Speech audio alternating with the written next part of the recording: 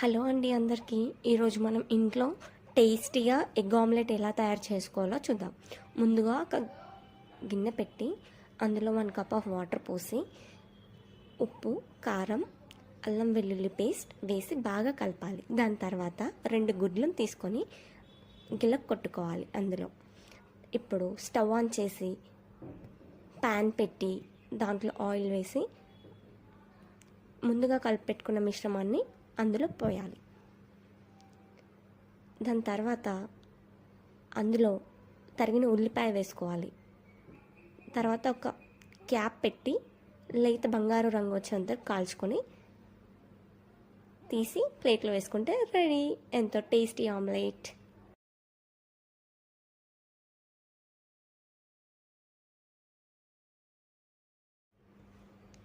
Hello అండి అందరికీ.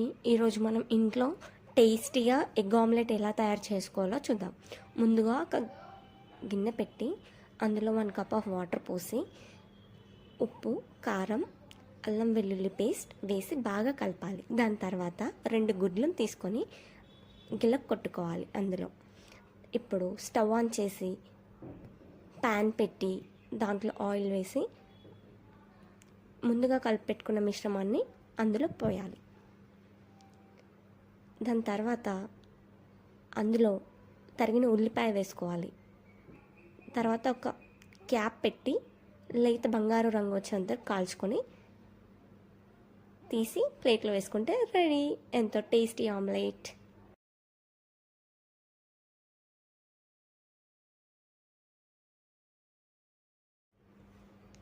Hello అండి అందరికీ. ఈరోజు మనం ఇంట్లో టేస్టీగా ఎగ్ ఆమ్లెట్ ఎలా తయారు చేసుకోవాలో చూద్దాం. ముందుగా ఒక గిన్నె పెట్టి అందులో 1 కప్ ఆఫ్ వాటర్ పోసి ఉప్పు, కారం, అల్లం వెల్లుల్లి పేస్ట్ వేసి బాగా కలపాలి. దాని తర్వాత 2 గుడ్లను తీసుకొని గిలక్ కొట్టుకోవాలి. అందులో ఇప్పుడు స్టవ్ ఆన్ చేసి ప్యాన్ పెట్టి దాంట్లో ఆయిల్ వేసి ముందుగా కలిపి పెట్టుకున్న మిశ్రమాన్ని అందులో పోయాలి. దాని తర్వాత అందులో తరిగిన ఉల్లిపాయ వేసుకోవాలి. తర్వాత ఒక క్యాప్ పెట్టి లేత బంగారు రంగు వచ్చేంత కాల్చుకొని తీసి ప్లేట్లో వేసుకుంటే రెడీ, ఎంతో టేస్టీ ఆమ్లెట్.